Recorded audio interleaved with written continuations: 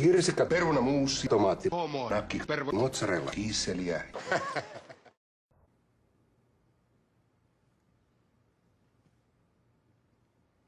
Vittu. Aloitetaan sitten. Onko kukaan nähnyt Joonatania tänään?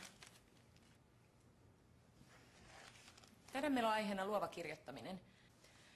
Luovassa kirjoittamisessa on tärkeintä antaa tilaa havainnolle ja mielikuvitukselle.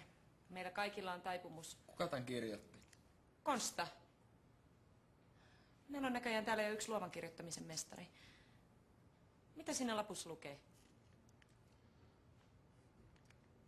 Ei mitään, yksi sisäpiirjuttu vaan. Kerro ihmeessä meille kaikille, että päästään jatkamaan tuntia.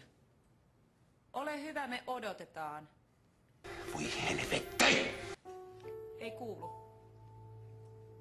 Voi helvetti! Miksi?